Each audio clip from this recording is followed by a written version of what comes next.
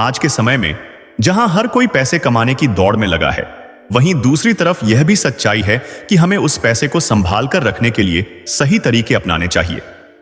अगर हम पैसे कमाते हैं लेकिन उसे सही तरीके से नहीं बचा पाते या सही जगह पर निवेश नहीं करते, तो धीरे धीरे वह हमारी मुसीबत बन जाता है। यही कारण है कि पैसे को संभाल कर रखना उतना ही महत्वपूर्ण है जितना कि पैसे कमाना। यह कहानी एक ऐसे व्यक्ति की है जिसने अपने जीवन में कड़ी मेहनत के बाद पैसे कमाए, लेकिन अंत में उसे यह समझ में आया कि पैसे को सुरक्षित और सही तरीके से निवेश करने की प्रक्रिया सबसे ज्यादा महत्वपूर्ण है। राजेश एक छोटे से शहर का रहने वाला था। वह हमेशा से मेहनत करने में विश्वास करता था और यही कारण था कि वह अपनी नौकरी में धीरे धीरे उन्नति करता गया।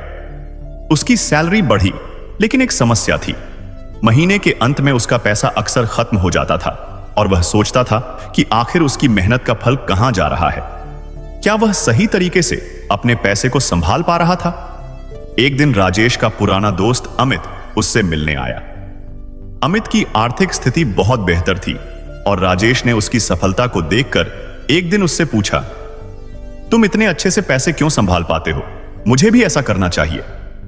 अमित मुस्कुराते हुए बोला, राजेश, मुझे यह सब सीखने में समय लगा है, लेकिन कुछ आसान तरीके हैं जिन्हें अपनाकर तुम भी अपने पैसे को संभाल सकते हो। अमित ने राजेश को 9 महत्वपूर्ण टिप्स दी जिनसे उसे अपने पैसे को सही तरीके से संभालने में मदद मिली। सबसे पहले अमित ने राजेश से कहा, अपनी आय और खर्च का हिसाब रखो। मैं हमेशा एक बजट बनाता हूं और हर महीने की शुरुआत में तय करता हूं कि मुझे किस पर कितना खर्च करना है। इस तरह मैं जानता हूं कि कब खर्च करना है और कब बचत करनी है।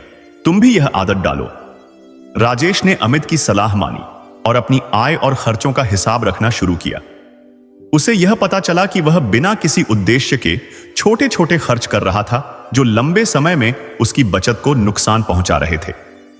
अमित ने आगे बताया, एक और बात जो मैंने सीखी है वह यह कि हमें अपने खर्चों को जरूरी और गैर जरूरी में बांटना चाहिए। मैंने अपनी जिंदगी में जो भी खर्च किए हैं उनकी जरूरत और महत्व को समझा है। मैं गैर जरूरी खर्चों से बचने की कोशिश करता हूं, जैसे कि महंगे कपड़े, फालतू के गिफ्ट्स या यात्रा पर ज्यादा खर्च करना। तुम भी इसे अपनाओ, तुम्हें बहुत फर्क महसूस होगा। राजेश ने इस पर भी ध्यान दिया और अपने गैर जरूरी खर्चों को कम करने की कोशिश की। हर महीने अपने पास एक आपातकालीन फंड जरूर रखें। मैंने 6 महीने की सैलरी के बराबर रकम अलग रखी हुई है, जिससे किसी भी आपात स्थिति में मुझे पैसे की कमी महसूस नहीं होती।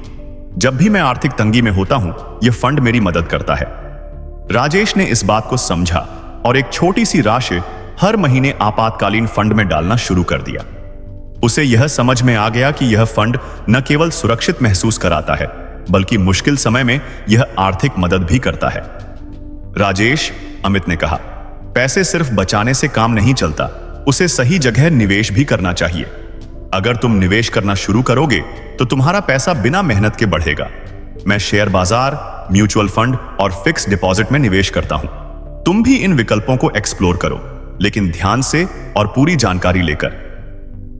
राजेश ने यह सलाह मानी और निवेश के बारे में जानकारी जुटानी शुरू की। अमित ने चेतावनी दी, क्रेडिट कार्ड का इस्तेमाल समझदारी से करो। अगर तुम क्रेडिट कार्ड पर ज्यादा खर्च करते हो तो ब्याज दर बहुत ज्यादा हो सकती है। यह तुम्हें कर्ज में डुबो सकता है। क्रेडिट कार्ड का उपयोग तभी करो जब तुम पूरी तरह से यह सुनिश्चित कर सको कि तुम उसे समय पर चुका सको।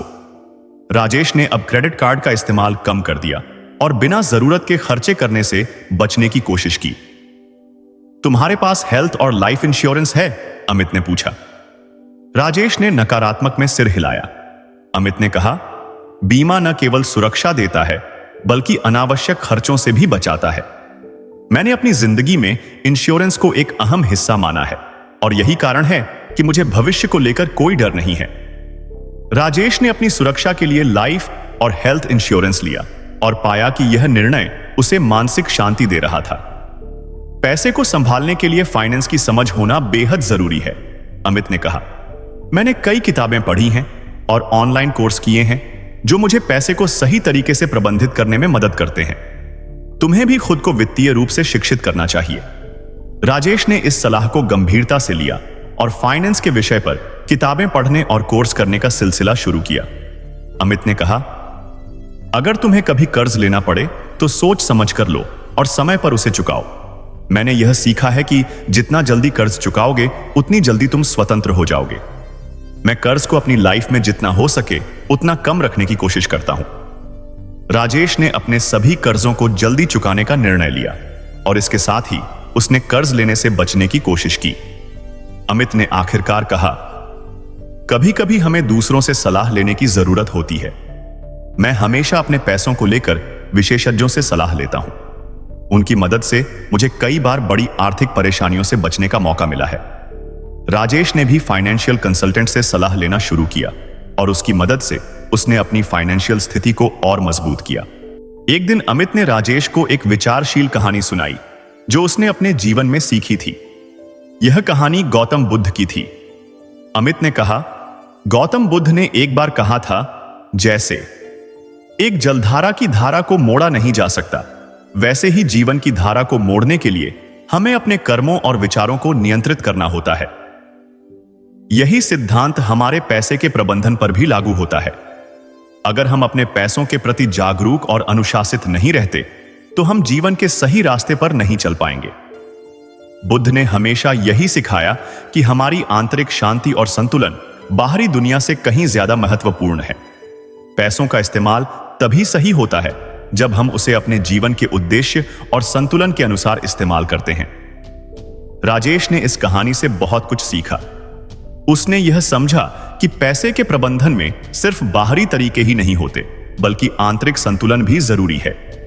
पैसों का सही उपयोग तभी संभव है जब हम अपनी आंतरिक इच्छाओं और लालसाओं पर नियंत्रण रखते हैं और अपने जीवन को संतुलित तरीके से जीते हैं। राजेश ने इन 9 टिप्स को अपनाया और धीरे धीरे उसकी आर्थिक स्थिति में सुधार होने लगा। उसने जाना कि पैसे का सही तरीके से प्रबंधन करना कितना जरूरी है। पैसे कमाना उतना ही महत्वपूर्ण है जितना उसे संभाल कर रखना। अब वह जानता था कि पैसे का मूल्य तब और बढ़ जाता है जब उसे सुरक्षित तरीके से रखा जाए। उसने अपना जीवन और अपने पैसे को सुरक्षित किया और अब वह आर्थिक रूप से स्थिर था। तो आप भी राजेश की तरह इन सुझावों को अपनाएं और अपनी जिंदगी में वित्तीय सुरक्षा को प्राथमिकता दें। ध्यान रखें, पैसे की शक्ति तभी होती है जब हम उसे समझदारी से संभालते हैं। और जैसे गौतम बुद्ध ने कहा था, अपने कर्मों और विचारों को नियंत्रित करो, तभी तुम जीवन में संतुलन और शांति पा सकोगे। अगर आपको यह वीडियो पसंद आया हो तो नीचे कमेंट करके जरूर बताएं। ऐसी और भी प्रेरणादायक कहानियों के लिए हमारे चैनल MK बुद्धा स्टोरी को सब्सक्राइब करना न भूलें। आपका साथ हमें नई कहानियां लाने के लिए प्रेरित करता है। धन्यवाद।